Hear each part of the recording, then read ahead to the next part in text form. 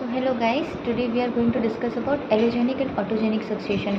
जो हमारा प्राइमरी और सेकेंडरी सक्सेशन होता है उसमें ऑटोजेनिक और एलोजेनिक सक्सेशन किस टाइप से अपना रोल प्ले करते हैं वो आज हमें देखना है। तो फर्स्ट हम डिस्कस करेंगे एलोजेनिक सक्सेशन। एलोजेनिक सक्सेशन क्या होता है? जो भी एनवायरनमेंट में हमारे अबायोटिक कंपोनेंट्स हैं, जस्ट अ सेकेंड, ओके, जो भी एनवायरनमेंट में हमारे अबायोटिक कंपोनेंट्स हैं, abiotic components that means non living components, जैसे कि एयर हो गया, वाटर हो गया, लावा, रॉक्स, ये सारे जो कंपोनेंट्स हैं जो अबायोटिक है वो किस टाइप से अपना रोल प्ले करते हैं सक्सेशन में, वो आज हमें पढ़ना है। तो एक सक्सेशन होती है प्राइमरी सक्सेशन, जिसके अंदर चीज़ें इनिशियली फॉर्म होती है। सेकेंड होता है सेकेंडरी सक्सेशन, जिसके अंदर चीज़ें पहले से फॉर्म हो चुकी होती है लेकिन उसमें धीरे धीरे करके और डेवलपमेंट होते हैं। तो फर्स्ट प्राइमरी सक्सेशन हम पढ़ेंगे, जो अबायोटिक कंपोनेंट्स होते हैं किस टाइप से हेल्प करते हैं। जैसे कि कोई रॉक हो गया, रॉक वेदरिंग वगैरह से, वो वेदरिंग हुआ रॉक का, जिसकी वजह से वो इरोड हुआ, नीचे सॉइल बना, वो उसका प्राइमरी सक्सेशन हुआ। उसके बाद वो धीरे धीरे करके वो सॉइल बन गया तो वो एक प्राइमरी सक्सेशन का पार्ट हो गया।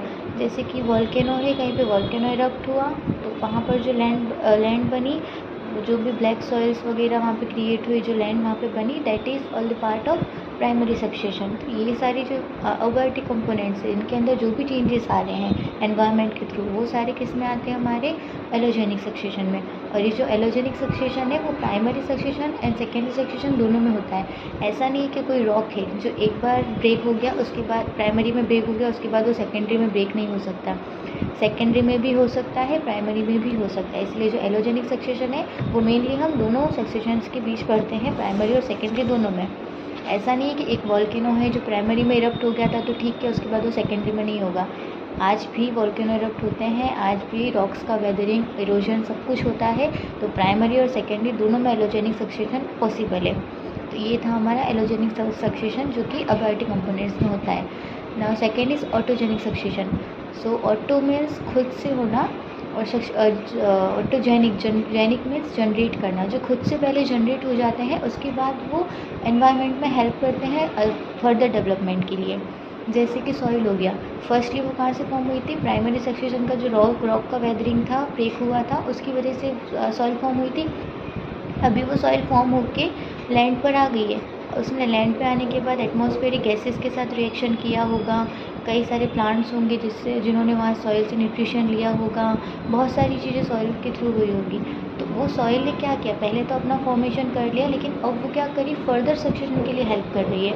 तो वो हो गया काइंड ऑफ सेकेंडरी सक्सेशन का पार्ट। वो हो गया आपका ऑटोजेनिक, जो पहले खुद से जनरेट हो गई थी लेकिन सेकेंड में वो सेकेंडरी सक्सेशन में हेल्प कर रही है, that is autogenic succession. But autogenic succession सिर्फ सेकेंडरी सक्सेशन में हो सकती है, क्योंकि जो सॉइल है पहले तो नहीं थी ना, वो रॉक से फॉर्म होने के बाद सेकेंडरी में आई है। तो जो पहले से चीज़ें हो चुकी है उसके बाद ऑटोजेनिक आएगा। कोई ट्री है, पहले नहीं था, वो धीरे धीरे करके जब वो वेदरिंग हुआ, फिर रेनफॉल हुआ, एटमॉस्फेरिक एयर्स की वजह से इवेपोरेशन हुआ, डिकम्पोजर्स हुए, जो वो सारी चीज़ें प्राइमरी में हो चुकी थी, उसकी वजह से नई नई चीज़ें अब सेकेंडरी में फॉर्म हुई थी, ट्रीज़ वगैरह बने थे। जैसे कोई ट्री है, वो पहले छोटा सा ग्रास था, फिर प्लांट बना, उसके बाद बड़ा सा ट्री बन गया। अब वो ट्री बनने के बाद उसके जो वुड्स है वो काम आ रही है फर्दर ग्रो के लिए, उसके जो फ्रूट्स है वो किसी एनिमल बर्ड्स वगैरह को काम आ रहे। तो वो सब चीज़ें क्या करी? वो फर्दर सक्सेशन के लिए, फर्दर डेवलपमेंट के लिए हेल्प करी है। तो ये सारी चीज़ें, जो ऑटोजेनिक सक्सेशन है वो सेकेंडरी में होगा, जो एलोजेनिक सक्सेशन है वो प्राइमरी और सेकेंडरी दोनों में होता है। सो ये था हमारा मेन डिफरेंस ऑटोजेनिक और एलोजेनिक के बीच। Thank you.